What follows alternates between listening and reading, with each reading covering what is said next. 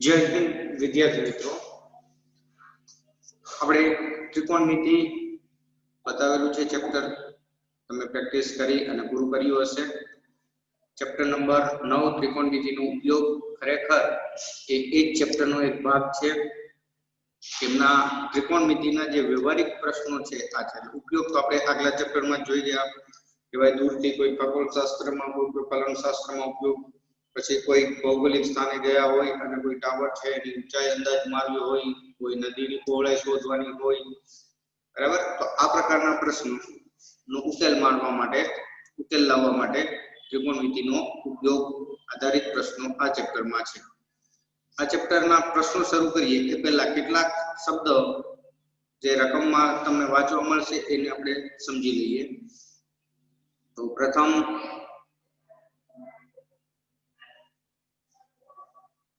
तो क्षैतिज रेखा एक शब्द है।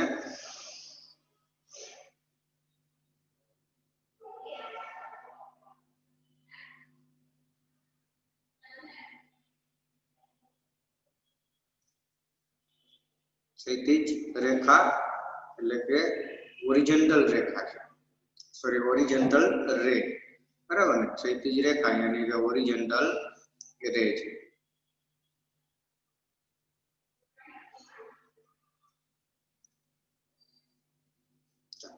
ઓરિજિનલ રે તો કે નિરીક્ષક એટલે કે જે જોનાર છે એના આંખમાંથી નીકળી અને પૃથ્વીની સપાટીને સમાંતર રેખાને ક્ષૈતિજ, જેમ કે આપણે પૃથ્વી ક્ષિતિજ પરથી નિરીક્ષકની આંખમાંથી, એટલે કે કોઈ વ્યક્તિ અહીંયા ઉભેલો છે એવું આપણે ગણી લઈએ,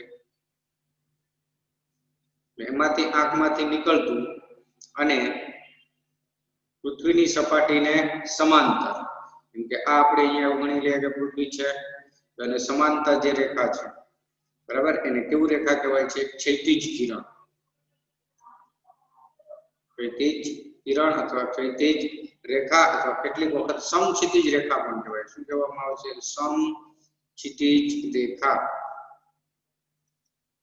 क्षैतिज રેખા સમજો છો? એટલે કે જે જોનાર છે એના આંખમાંથી નીકળતું અને પૃથ્વીને સમાંતર જે કિરણ છે તેને क्षैतिज રેખા।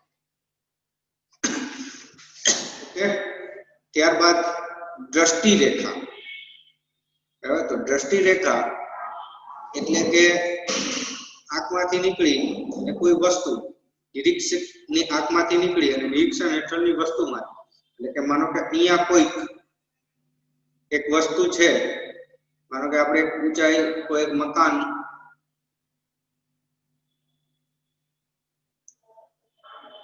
ટેરેસ પર ઉભેલા છીએ, બરાબર, અને અહીંયા કોઈ મોટર કાર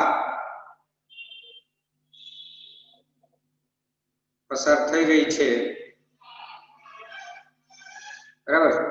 તો આપણે જે નિરીક્ષક છે તેની આંખમાંથી નીકળી અને મોટર કાર જોઈએ છે, નિરીક્ષણ હેઠળની વસ્તુમાંથી પસાર થતો, નિરીક્ષકની આંખમાંથી નીકળી નિરીક્ષણ હેઠળની વસ્તુમાંથી પસાર થતું કિરણ, શિક્ષકની આંખમાંથી નીકળીને નિરીક્ષણ હેઠળની વસ્તુમાંથી જે પસાર થતું કિરણ છે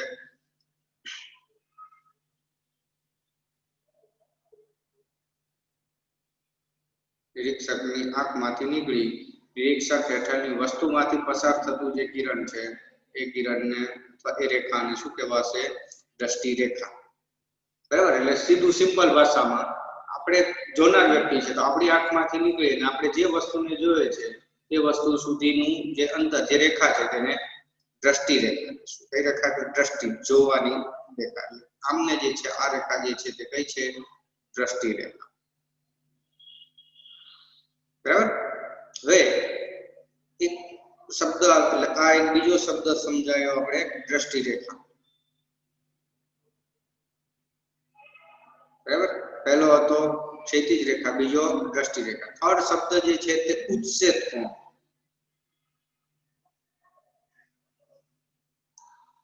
એનું ઇંગ્લિશ નામ છે angle of elevation. Angle of elevation angle of elevation, બરાબર. તો ઉત્સેદ કોણ અને અવક્ષેપ કોણ બે શબ્દો વારંવાર આવશે. હવે આપણું નિરીક્ષણ હેઠળનું વ્યસ્ત, અહીંયાથી આપણે કોઈ નિરીક્ષણ કરીએ છીએ, બરાબર. તો નિરીક્ષણ હેઠળની વસ્તુ જો આંખથી ઊંચે હોય, અહીંયા કોઈ આપણે કોઈ એક સમજી લઈએ કે આ કોઈ ઝાડ છે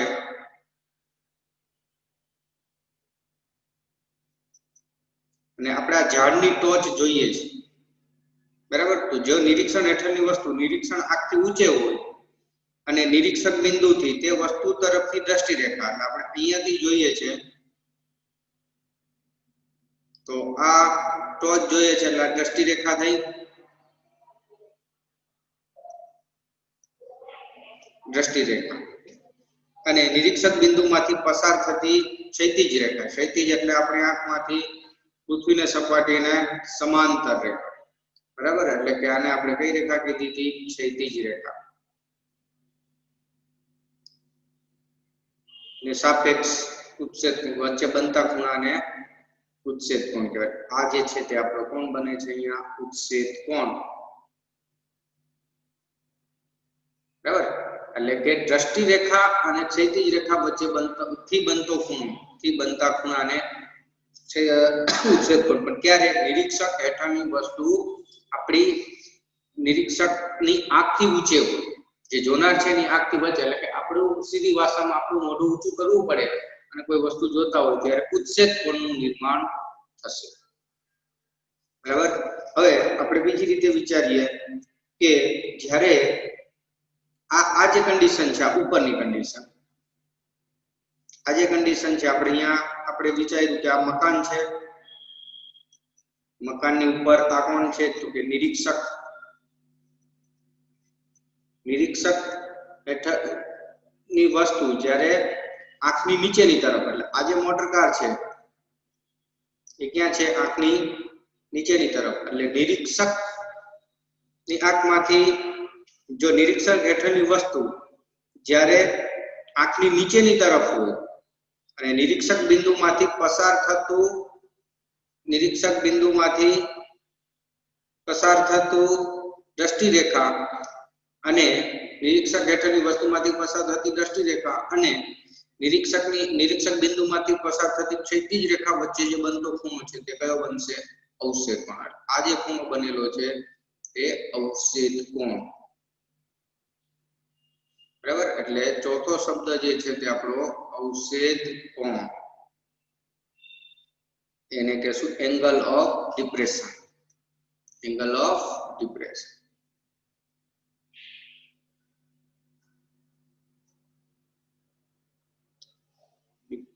PRESSION, બરાબર. એટલે ઉત્સેદ કોણ એટલે સિમ્પલ કે જોનાર વ્યક્તિથી જ્યારે વસ્તુનું સ્થાન ઊંચું હોય, એટલે કે આપણે આંખથી નિરીક્ષકની આંખથી વસ્તુ ઊંચેની તરફ હોય ત્યારે દ્રષ્ટિ રેખા અને ક્ષૈતિજ રેખા વચ્ચે બનતો ખૂણો ઉત્સેદ કોણ કહેવાય. જ્યારે નિરીક્ષક હેઠળની વસ્તુ આંખની નીચેની તરફ હોય ત્યારે દ્રષ્ટિ રેખા અને ક્ષૈતિજ કિરણ વચ્ચે બનતો ખૂણો અવક્ષેપ. ઇન શોર્ટ ઉપર જોવું પડે ત્યારે ઉત્સેદ કોણ, ઉપર ઉત્સેદ કોણ, નીચેની તરફ જોવું પડશે ત્યારે અવક્ષેપ. પણ પરફેક્ટ વ્યાખ્યા જોઈએ તો નિરીક્ષક હેઠળની જો ઉત્સેદ કોણની પરફેક્ટ વ્યાખ્યા જો આપણે બોલીએ તો ધ્યાનથી સાંભળજો, એ જ તમારે નોટબુકમાં નોટ કરવાની રહેશે. જો નિરીક્ષક હેઠળની વસ્તુ નિરીક્ષકની આંખથી ઊંચે હોય તો નિરીક્ષક બિંદુથી તે વસ્તુ તરફની દ્રષ્ટિ રેખા અને નિરીક્ષક બિંદુમાંથી પસાર થતી ક્ષૈતિજ રેખાથી બનતા ખૂણાને તે બિંદુને સાપેક્ષ ઉત્સેદ કોણ કહે છે. અવક્ષેપ કોણ તો કે નિરીક્ષણ હેઠળની વસ્તુ જ્યારે નિરીક્ષકની આંખથી નીચે હોય ત્યારે નિરીક્ષક બિંદુમાંથી પસાર થતી ક્ષૈતિજ રેખા અને નિરીક્ષક બિંદુથી તે વસ્તુ તરફની દ્રષ્ટિ રેખા વચ્ચે બનતા ખૂણાને એ વસ્તુનું નિરીક્ષક બિંદુને સાપેક્ષ અવક્ષેપ કોણ કહે છે, બરાબર. અને પીડીએફ આપણે તમને મૂકી દેશો એ રીતે તમે ટૂંકમાં ઉપરની તરફ જ્યારે જોવાનું થાય ત્યારે ઉત્સેદ કોણ બનશે, નીચેની તરફ જ્યારે જોવાનું થશે ત્યારે અવક્ષેપ કોણ બનશે. આપણે નેક્સ્ટ હવે આમાં આટલે ચાર શબ્દ સમજવાના હતા આપણે અહીંયા: ક્ષૈતિજ રેખા, દ્રષ્ટિ રેખા, ઉચ્છેદ કોણ અને અવક્ષેપ કોણ. તો તમે પરફેક્ટ સમજી ગયા છો, બરાબર.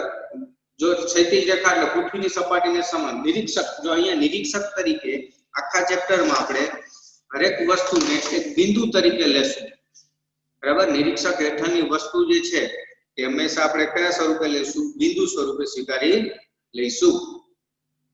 પછી કોઈ વ્યક્તિ દોરવાની જરૂર, ટાવર દોરવાની જરૂર, ઝાડ દોરવાની જરૂર નથી, બરાબર. અમુક વસ્તુ રેખા તરીકે, લાઈન તરીકે આપણે સ્વીકારી લઈશું, રેખાખંડ તરીકે સ્વીકારી લઈશું.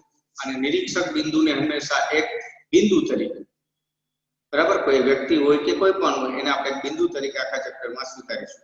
આ ચેપ્ટરમાં ઘણી વખત તમને વર્ગમૂળ 3 ની વેલ્યુની જરૂર પડશે.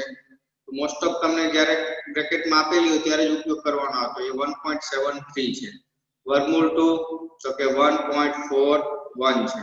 ઘણી વખત 1/√3 ની જરૂર પડે તો એ 0.58 છે. એટલે આ બધી વેલ્યુ યાદ રાખવી પડશે. બ્રેકેટમાં આપેલી પણ હોય પણ ઘણી વખત આપણે એ રીતે એનો ઉપયોગ કરવાનો થશે.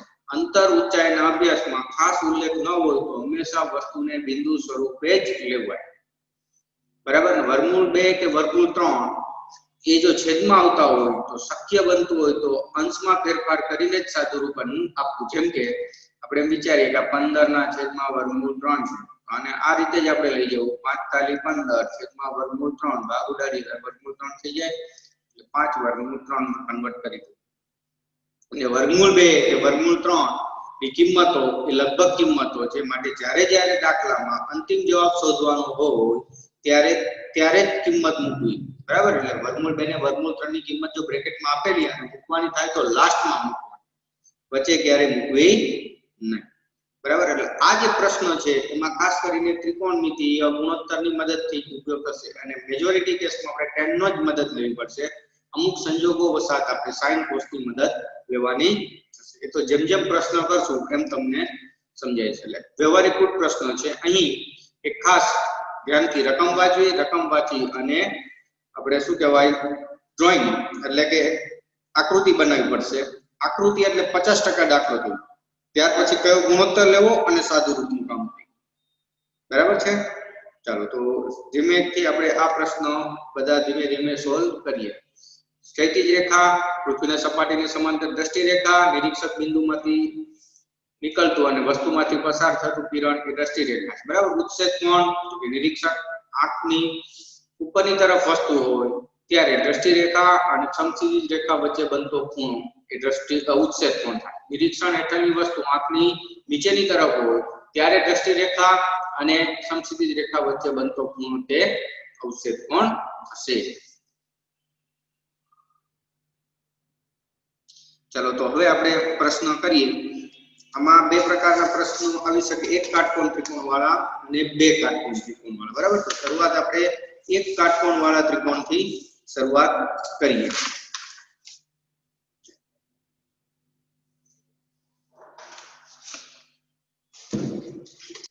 ને બીજું મિત્રો, અહીં ત્રિકોણમિતિય ગુણોત્તર એ તમને ખાસ આવડવા જોઈએ, કેમ કે ત્રિકોણમિતિય ગુણોત્તર અને એના સૂત્ર ની હેલ્પ આમાં ઘણા બધા પ્રશ્નોમાં લેવાલી હોય છે. તો એ પ્રકારનું તમારે ધ્યાન રાખવાનું. આપણો ક્વેશ્ચન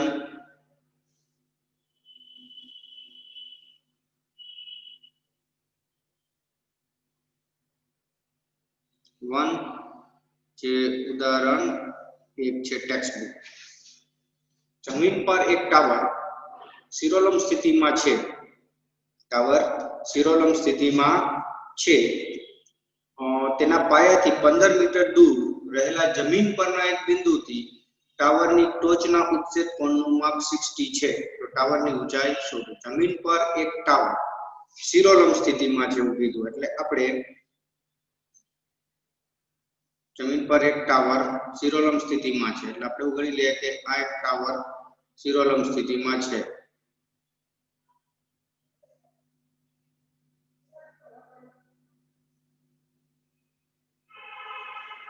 બરાબર, એવું આપણે ગણી લઈએ.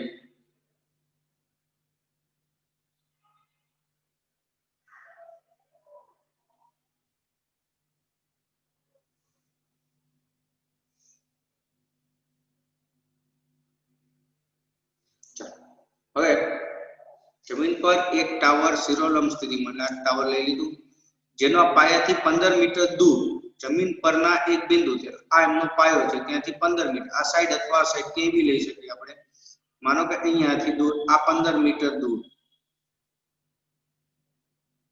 એક બિંદુ છે, આ એક બિંદુ લઈ લે જમીન પરનું આ 15 મીટર દૂરનું એક આ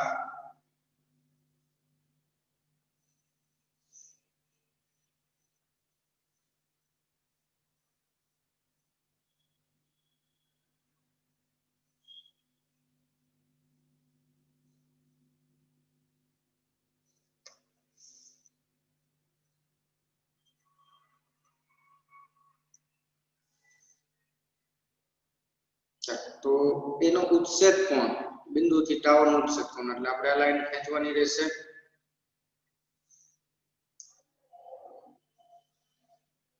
તમે જોઈ શકો અહીંયા જે છે આ નિરીક્ષક બિંદુ છે બાબુ, બરાબર. એટલે એને આ ટાવરને આપણે નામ આપી દઈએ અહીં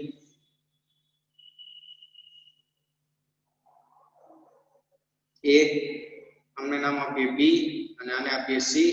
અહીંયા શિરોલંબ સ્થિતિમાં વાત થઈ એટલા, એટલે જમીન પર, એટલે આ જે છે તે આપણું શિરોલંબ સ્થિતિમાં આ શું થયું અહીં ટાવર, બરાબર. અને આ ટાવરના પાયાથી 15 મીટર દૂર, એટલે કે આ 15 મીટર દૂરનું એક આ બિંદુ C લીધું. C થી ઉચ્છેદ કોણ, એટલે આ જો અહીંયા નિરીક્ષક બિંદુમાંથી આ ક્ષૈતિજ કિરણ અને આ કયું દ્રષ્ટિ કિરણથી બનતો કોણ, એટલે આ ઉચ્છેદ કેટલા માપનો થયો, 60 ના માપનો છે. તો ટાવરની ઊંચાઈ એટલે કે આ આપણા માટે ક્વેશ્ચન માર્ક છે. તો તમે જોઈ શકો છો આવું તો આપણે આગલા ચેપ્ટરમાં કરી ગયા, ખૂણો આપેલો છે, એની પાસેની બાજુ આપેલી છે, સામેની બાજુ શોધવાની છે. તો સિમ્પલ ક્વેશ્ચન થઈ ગયો કે નહીં, બરાબર. એટલે અહીંયા અગત્યનું શું રહેશે, આપેલી કન્ડિશન પ્રમાણે આકૃતિ. જો અહીંયા આપણે એવું કીધું જમીન પર એક ટાવર શિરોલંબ સ્થિતિમાં છે, એટલે કે આપણે ટાવર એ કીધું, તેના પાયાથી એટલે પાયો B છે ત્યાંથી 15 મીટર દૂર તો બિંદુ C લીધું અને એનો ઉચ્છેદ કોણ 60 લીધો, ટાવરની ઊંચાઈ શોધવાની છે. ચાલો તો આપણે હવે એને લખીએ. ધારો કે AB રેખાખંડ AB ટાવર છે, બરાબર, તથા ટાવરના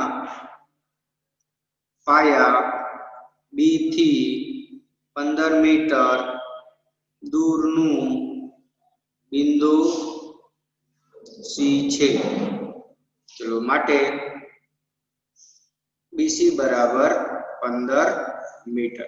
ચાલો હવે આપણે AC શોધવાનું છે. તો ત્રિકોણ ABC માં ખૂણો B કેવો છે 90, તો માટે ત્રિકોણમિતીય ગુણોત્તરને યાદ લઈએ તો અહીં આ ખૂણાની દ્રષ્ટિએ સામેની બાજુ શોધવાની, પાસેની આપેલી છે, તો કયો ગુણોત્તર લેવાય, તો કે tan C બરાબર સામેની બાજુ AB છેદમાં પાસેની બાજુ BC. tan C એટલે કે tan 60 AB તો કે શોધવાનું છે, BC તો કે 15. કોષ્ટકની અંદરથી વેલ્યુ અથવા આપણે યાદ છે તે વેલ્યુ tan 60 વર્ગમૂળ 3 બરાબર AB ના છેદમાં 15. માટે AB બરાબર કેટલા થશે, 15 વર્ગમૂળ 3 મીટર, કેમ કે BC નું માપ મીટરમાં છે. ચાલો તો AB ટાવર છે, તો માટે આપણો જે ફાઇનલ આન્સર છે બનશે ટાવરની ઊંચાઈ 15 વર્ગમૂળમાં 3 મીટર છે. આ આપણો આન્સર, બરાબર. એટલે ઘણા જ સિમ્પલ ક્વેશ્ચન છે મિત્રો, એ પ્રમાણે આપણે પ્રશ્ન સોલ્વ કરશું. ચાલો નેક્સ્ટ આપણો ક્વેશ્ચન નંબર 2, સ્વાધ્યાય 9.1 નો વાત. અહીં આપણને જે આપવામાં આવેલું છે, સર્કસના તંબુમાં જમીન સાથે શિરોલંબ સ્થિતિમાં રહેલા થાંભલાની ટોચથી જમીન સાથે ખેંચીને બાંધેલા 20 મીટર લાંબા દોરડા પર એક કલાકાર ચડી રહ્યો છે. જો દોરડું જમીન સાથે 30 ના માપનો ખૂણો બનાવે તો થાંભલાની ઊંચાઈ શોધો અને અહીં આપણે આકૃતિ આપી દીધેલી છે બરાબર ચાલો તો અહીં તમે જો સર્કસના તંબુમાં જમીન સાથે શિરોલંબ સ્થિતિમાં રહેલા થાંભલાની ટોચ એટલે અહીં આ જે AB છે એ શું છે થાંભલો છે AB થાંભલો છે ખેંચીને બાંધેલા 20 મીટર લાંબા દોરડા પર એટલે આ જે છે તે શું છે દોરડું જમીન સાથે 30 નો ખૂણો બનાવે તો થાંભલાની ઊંચાઈ યાની કે AB ક્વેશ્ચન માર્ક છે બરાબર એટલે અહીં રેખાખંડ AB થાંભલો છે તથા રેખાખંડ AC દોરડું છે માટે થાંભલાની ઊંચાઈ AB બરાબર ક્વેશ્ચન માર્ક અને દોરડાની લંબાઈ કેટલી તો કે AC બરાબર કેટલી કે 20 મીટર ચાલો હવે અહીં જોઈ શકો છો ત્રિકોણ ABC માં B90 કાટકોણ ત્રિકોણ છે તો ત્રિકોણમિતીય ગુણોત્તર લઈ શકાય ત્રિકોણ ABC માં B બરાબર 90 ચાલો ત્રિકોણ ABC માં B બરાબર 90 છે હવે અહીં તમે જોઈ શકો છો આ ખૂણાની દ્રષ્ટિએ શોધવાની બાજુ સામેની આપેલું માપ કર્ણ તો સામેની બાજુને કર્ણ તો કયો ગુણોત્તર લઈ શકાય સરસ sin જ લેવો પડે અહીં તો માટે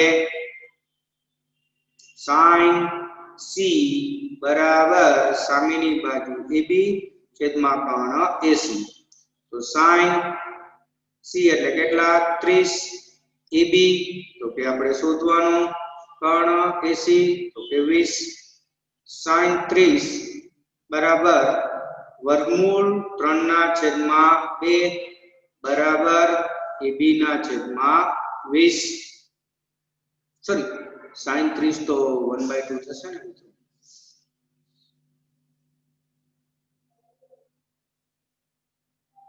1/2 બરાબર ચાલો તો માટે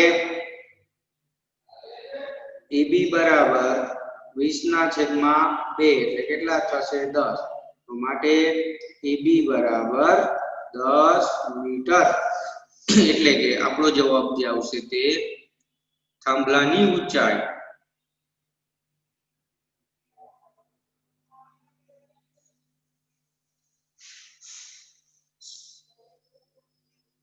ઊંચાઈ 10 મીટર છે બરાબર છે વિદ્યાર્થી મિત્રો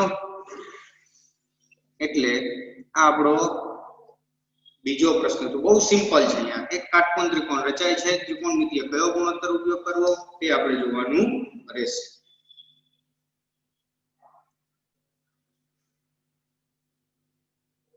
ક્વેશ્ચન નંબર 3 સ્વાધ્યાય 9.1 નો થર્ડ ક્વેશ્ચન એક ઠેકેદાર બાળકોને રમવા માટે બગીચામાં 2 લપસણી લગાવવાની છે એક ઠેકેદારે બાળકોને રમવા માટે આ માટે તે 5 વર્ષથી ઓછી ઉંમરના બાળક માટે જમીન પરનો છેડો 1.5 મીટર રહે અને જમીન સાથે 30 નો ખૂણો બનાવે તેવી અને તેનાથી વધારે ઉંમરના બાળક 3 મીટર ઊંચાઈથી સીધો ઢાળ હોય તથા જમીન સાથે 60 નો ખૂણો બનાવતી હોય તેવી લપસણી પસંદ કરે છે તો બંને લપસણીઓની લંબાઈ શોધવાની ચાલો પહેલા 5 વર્ષથી ઓછી ઉંમરના બાળકો માટેની વાત કરીએ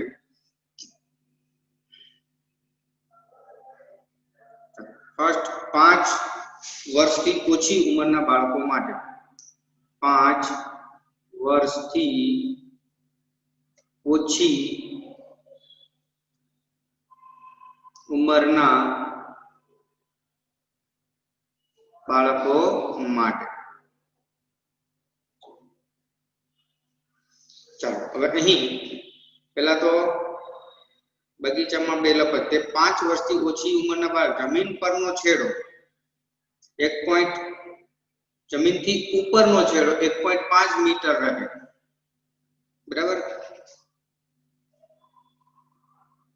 અને જમીન સાથે 30 નો ખૂણો બનાવે તેવી નિશાની મૂકવાની છે. જમીન સાથે કેટલા માપનો ખૂણો બનાવે 30 નો બનાવે તેવી લપસણી. તો આપણે ચાલો અહીં આપણે આ જમીન છે એવું ગણી લઈએ.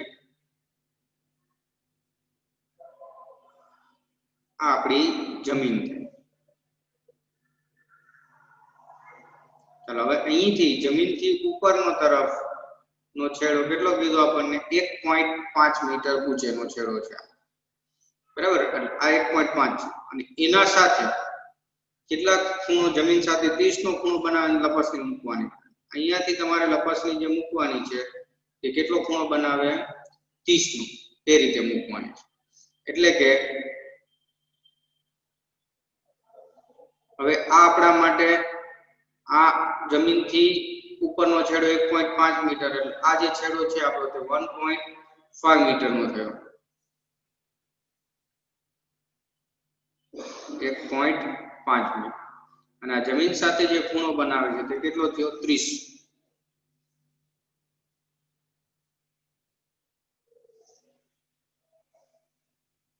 આ 1.5 મીટર ઉપરનો છેડો જમીન સાથે 30 નો ખૂણો બનાવે, બરાબર. આને આપણે નામ A આપીએ અને B આપીએ. અહીંયા જમીન સાથે જે ખૂણો બનાવે ને C આપીએ. આ જે છે તે આપણું AC લપસણી છે,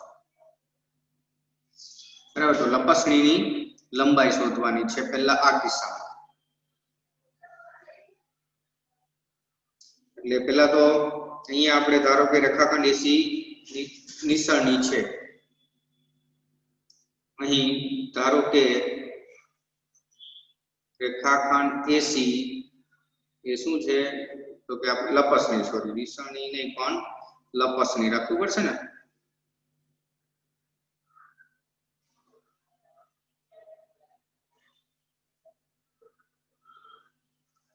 રેખાખંડ AC લપસણી છે એવું આપણે ગણી લઈએ. ચાલો અહીંયા રેખાખંડ AC એ લપસણી હોય અને AB તો આપણે ખ્યાલ જ છે કે જેનો તે છેડો જમીનથી 1.5 મીટર ઊંચે છે, જેમાં એ છેડો જમીનથી 1.5 મીટર ઊંચે છે. તો અહીં લપસણીની લંબાઈ શોધવાની છે. એટલે કે લપસણીની લંબાઈ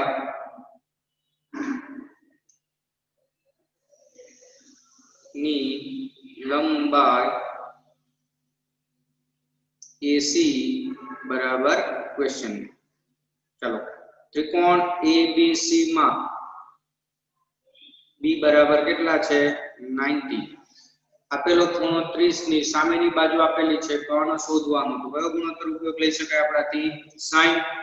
ચાલો C 30 છે એટલે અહીંયા sin C બરાબર સામેની બાજુ AB પાસેની બાજુ સોરી કર્ણ AC, એટલે કે sin C means કે કેટલા છે 30 બરાબર AB 1.5 AC શોધવાનું.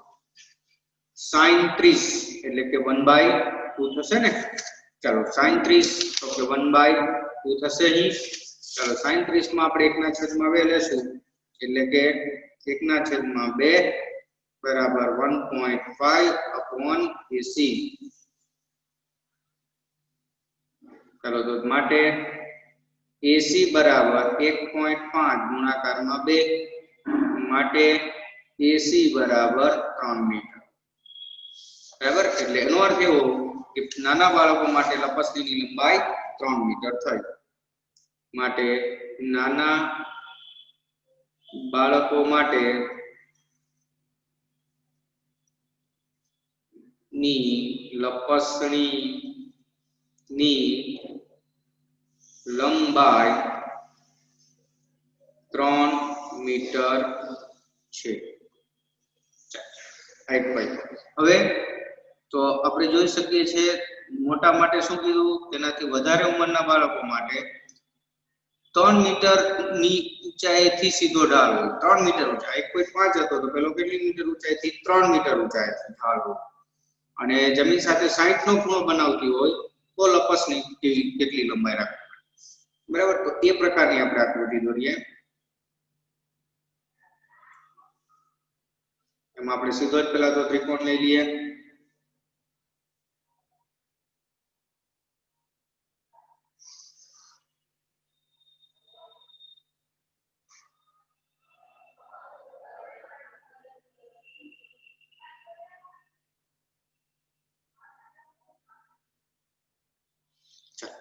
આપણે નામ લઈ લઈએ. એ છે, આ બી છે અને આ સી છે. આ જમીનથી 3 મીટર ઊંચે છેડો જે છે તે એ, આપણી લપસણી એની લંબાઈ ક્વેશ્ચન માર્ક. એટલે આજે આપણે પ્રશ્ન અત્યારે જે અહીં વિચારીએ છીએ તે કોના માટે? તો કે 5 વર્ષથી વધારે ઉંમરના બાળકો માટે. 5 વર્ષથી વધારે ઉંમરના બાળકો માટે, એના માટે આપણે વિચારીએ છીએ. તો અહીં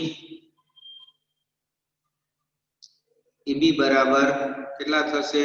તો કે 3 મીટર અને AC બરાબર એ આપણા માટે શોધવાનું. લપસણી ની લંબાઈ AC ક્વેશ્ચન માર્ક. ચાલો, ત્રિકોણ ABC માં B કેટલો છે? તો કે 90. B 90 છે તો માટે હવે આ જે ખૂણો છે આપણને અહીંયા કેટલા માપનો બનશે એવું કીધું છે? 60 નો. બરાબર ને? ચાલો, તો સામેની બાજુ અને કર્ણ, તો ફરી પાછું આપણે હેલ્પ કોની લઈ લેશું? અહીં sin ની. એટલે કે sin C બરાબર સામેની બાજુ AB શોધવાનું બાજુ કર્ણ AC. તો sin 60 AB 3 AC શોધવાનું. sin 60 એટલે √3/2 બરાબર. તો બરાબર 3 ના છેદમાં AC. તો therefore AC બરાબર 3 ગુણાકારમાં 2 છેદમાં વર્ગમૂળ 3 થશે ને? ચાલો, આવું થશે. તો પછી હવે આપણા ભાગ ઉડાડવામાં વર્ગમૂળ 3 હશે એટલે વર્ગમૂળ 3 ગુણ્યા વર્ગમૂળ 3 ગણાય. માટે AC બરાબર 2 વર્ગમૂળ 3. અહીં જે AC છે નિશાની લંબાઈ તે મોટા બાળકો માટે. બરાબર. એટલે આપણો આન્સર એવો બનશે અહીં મોટા બાળકો માટેની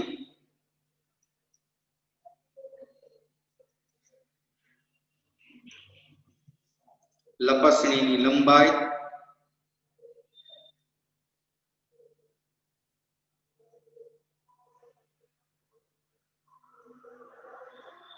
બે વર્ગમૂળ 3 મીટર છે.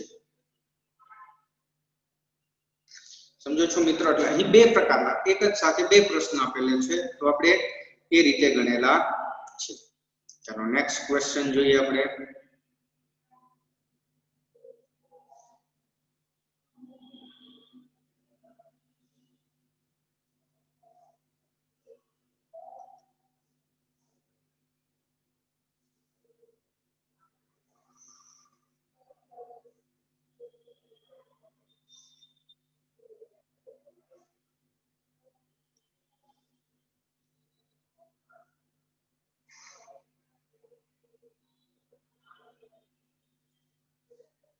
क्वेश्चन नंबर 4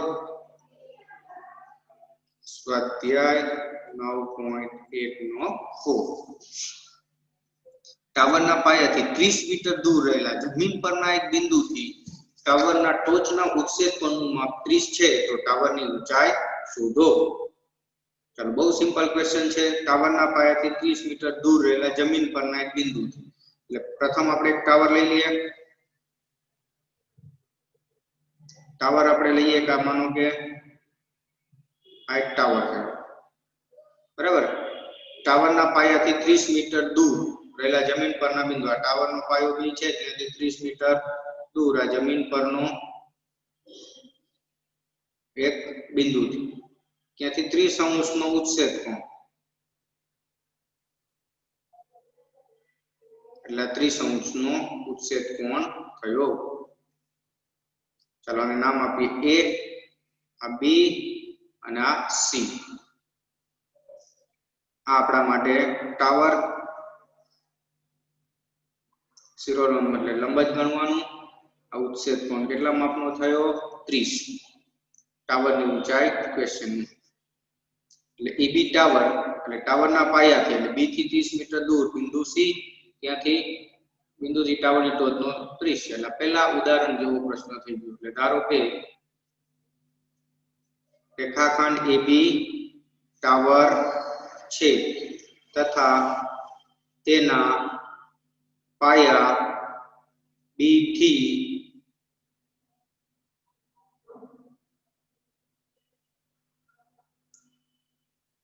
30 મીટર પાયા B થી 30 મીટર દૂર નું જમીન પરનું બિંદુ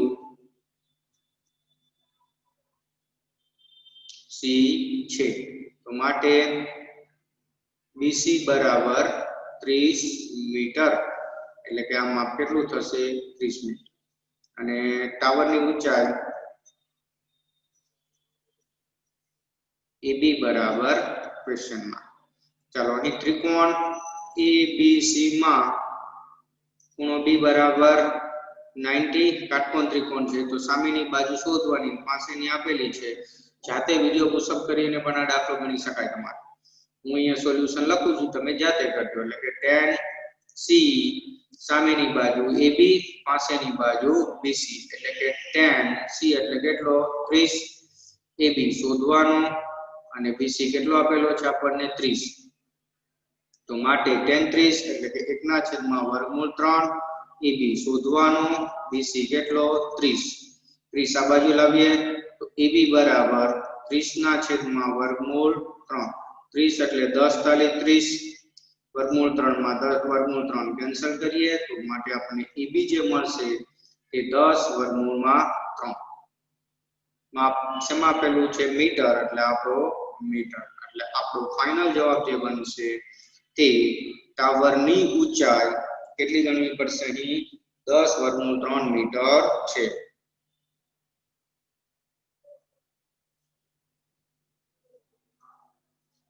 √3 મીટર છે અને બહુ સિમ્પલ ક્વેશ્ચન થયા ચારે ચાર કાટકોણ ત્રિકોણ હોય એમાં કોઈ પણ એક આપેલું માપ આપેલો ખૂણો અને શોધવાનું માપ જોઈને કયો ગુણોત્તર નક્કી કરવો તે જ શોધવાનું રહેશે એટલે આ પ્રકારના પ્રશ્નો છે આ ચેપ્ટરમાં બહુ સરળ છે આ જ રીતે આપણે આગળ વધશું જય હિન્દ વિદ્યાર્થી મિત્રો આપણો આજનો આ લેક્ચર અહીં પૂરો કરીએ છીએ